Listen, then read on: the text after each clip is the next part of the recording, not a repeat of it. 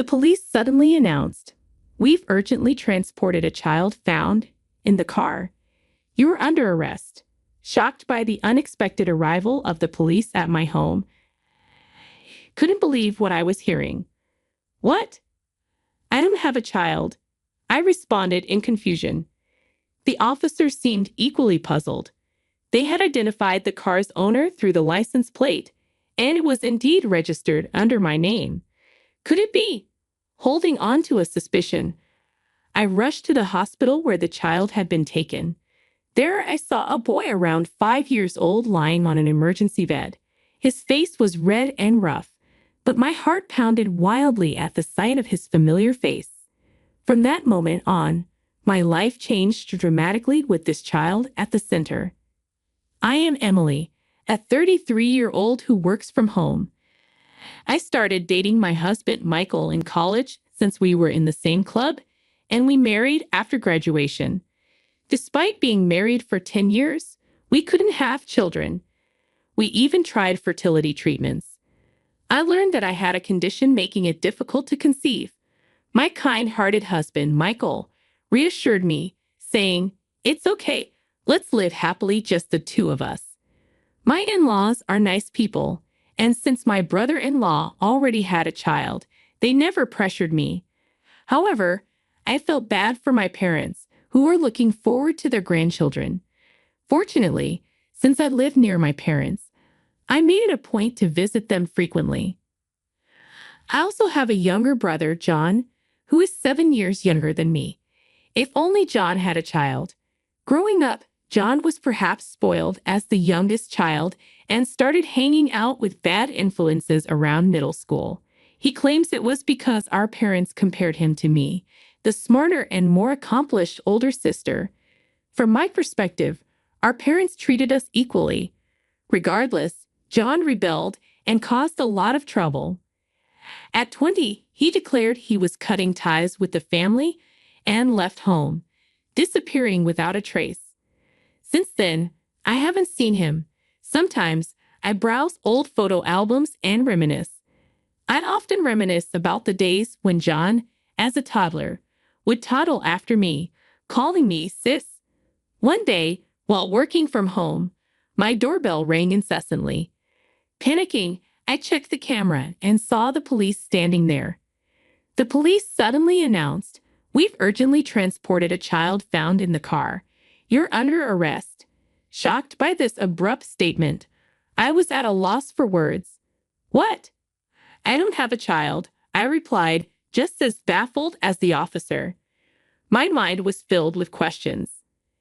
According to the police, a passerby noticed a car abandoned on the road with a limp child inside and reported it. The child was then transported by ambulance to the emergency room. When I asked about the car's location, they said it was in front of my parents' house. Unfortunately, my parents were away on a trip. The police had identified the car's owner from its license plate. While the car was indeed registered under my name, the person using it was my younger brother, John. I used to lend my car to John when he got his license, and he took it when he left home. Since then, the car had been left in front of my parents' house, only moved when it needed inspection and maintenance. Despite scolding him, my parents felt pity and took care of the vehicle's upkeep. Thinking that he might need it, I wondered who this child left behind in the car could be. Hurrying to the hospital, I approached the bed in the emergency room and saw just the top of a small head peeking out from under a blanket. The curly, wavy hair instantly reminded me of someone. My heart raced as a childhood memory of John flashed before my eyes. Getting closer, I saw the face of a boy around 4 to 5 years old who looked strikingly like John. Could it be? As I was pondering this, I received a phone call from my mother, who was away and sounded panicked. John called and asked me to take care of his child. He said he left the child in the car because we were not home under this blazing sun. What should we do? I informed my worried and panicking mother that the child had already been taken to the hospital and seemed likely to survive. She seemed relieved and said she would be back soon. I understood my mother's feelings, that there was no time for a trip now. I knew this child was my brother's, but when was he born? And who is his mother? I explained to the police that the child was probably my brother's and decided to stay with the child. After that, I tried calling my brother several times, but I couldn't get through to John. Looking at the child, he seemed to be in pain. It was heartbreaking to see such a small body enduring so much suffering. At that moment, a nurse came and handed me the clothes the child was wearing after changing him into hospital pajamas. They were ragged and severely dirty, with the name Tom written on the tag.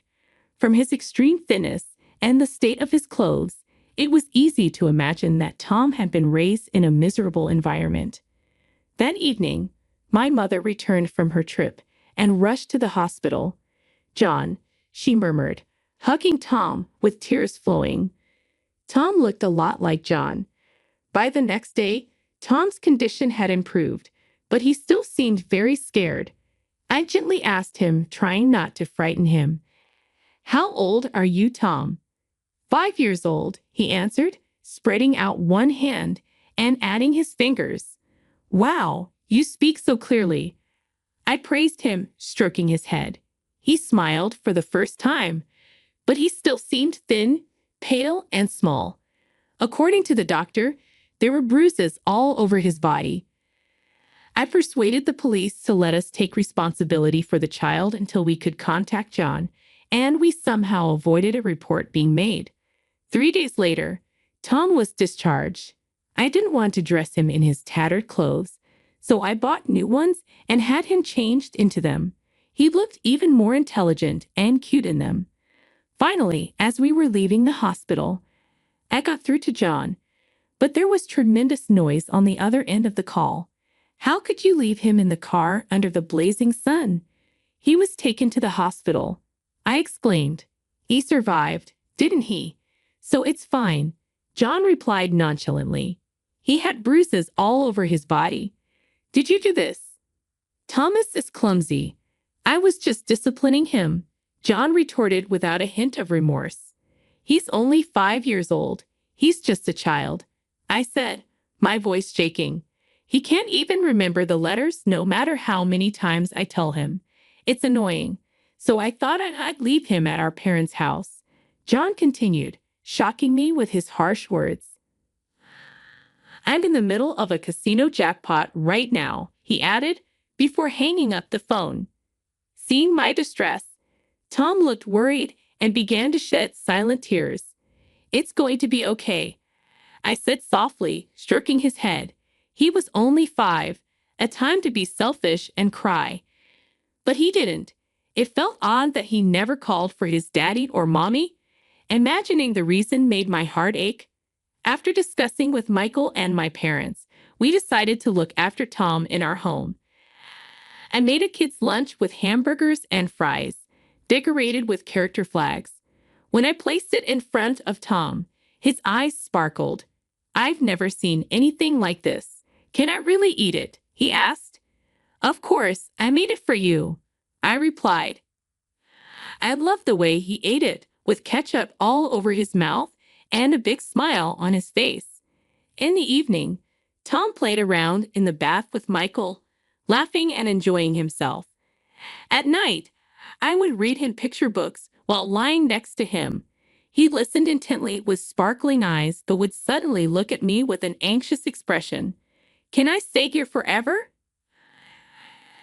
"Don't want to go back home anymore," he asked. "I get it. You want to stay here, right?" I said. Tom nodded with relief, and it was heart-wrenching to see him that way. As the days went by, he became even more attached to me and Michael. When I was folding laundry, Tom would come over and offer to help. When I went shopping, he tried to carry my bags with his little body. Living together, I realized he was a kind and wonderful child. Michael and I grew so fond of him that we started discussing adopting him, especially if John and his partner weren't planning to raise him. When I checked with the city office, I found that my brother and his wife had registered Tom's birth and that on the certificate of residence, The parents and Tom were listed as living at my parents' house. We started consultations at the family court about a month after we took in Tom. Then John and a young woman came to visit. "Hey, thanks for taking care of Tom." "Oh," John said. "I don't want to go back," Tom exclaimed, hurrying to hide behind me. He must have had some frightening experiences. After years without seeing him, my brother looked more aggressive, and his clothes were unkempt.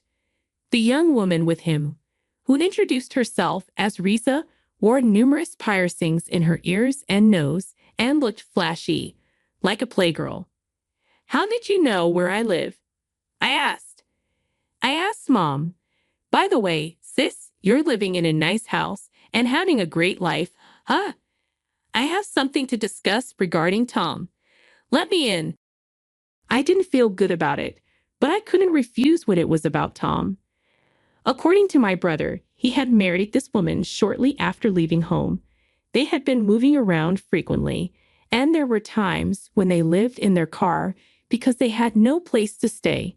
While looking around my house, my brother suddenly got to the point.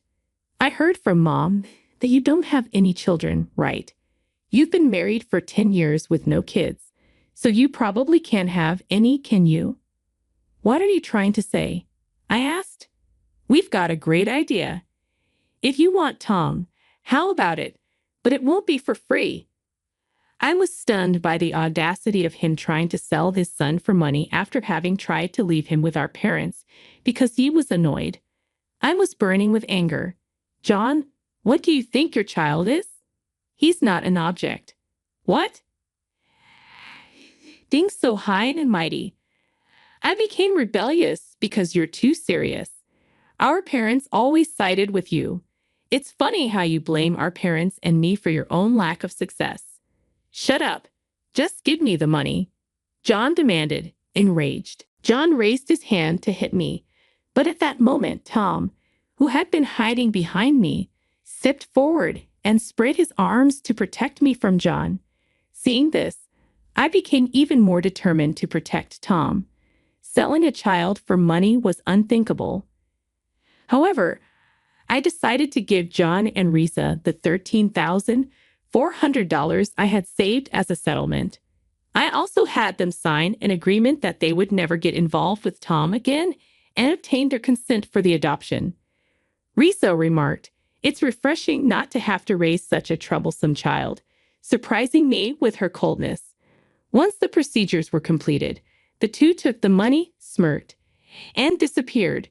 And so, Tom truly became our child, and we completed the necessary legal procedures. The following days were nothing but happiness. Tom grew up healthy, and we, as a couple, spent our days filled with smiles and joy thanks to him. During this time, we noticed Tom's talents and wanted to nurture them. However, another incident occurred 15 years later. Once again, my younger brother and his wife came to visit.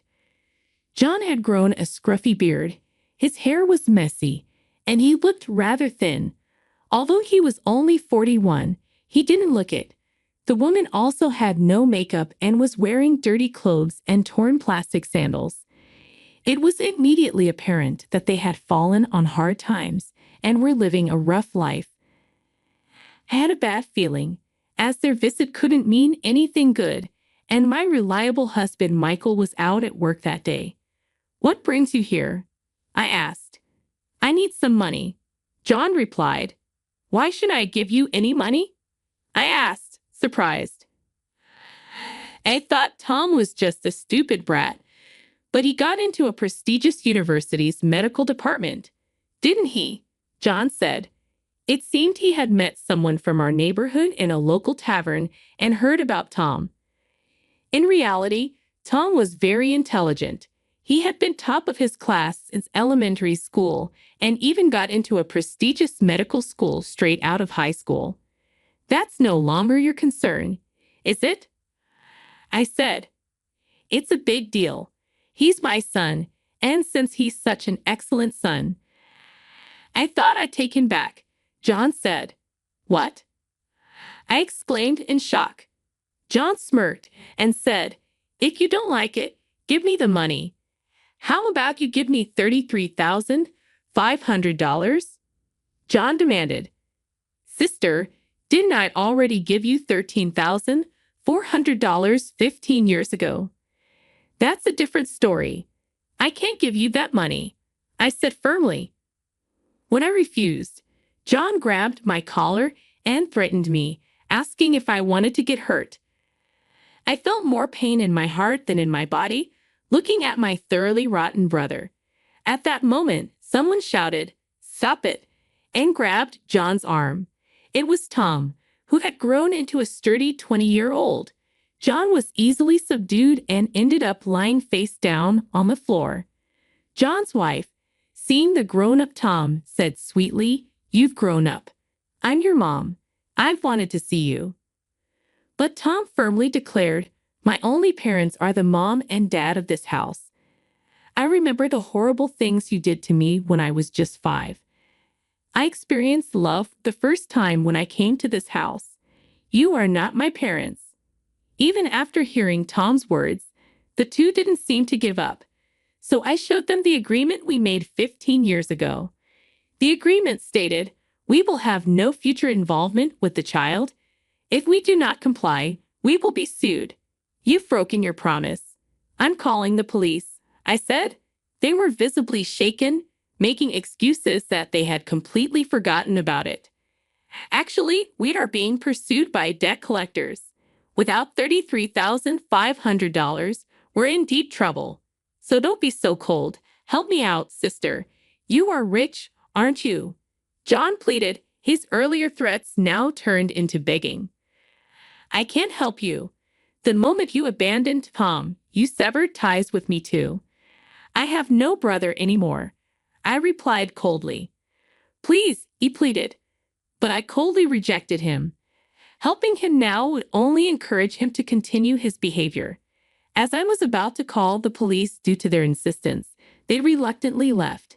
Later on, heard that the couple had been caught shoplifting and seemed to be in jail, leading a miserable life. Meanwhile, Michael, Tom, Anna continued to live a peaceful and happy life. Seeing Tom, who wants to become a doctor to help those suffering from illnesses, makes me really happy. Thinking about it, we were able to live every day with laughter thanks to Tom. We hope to continue living happily together.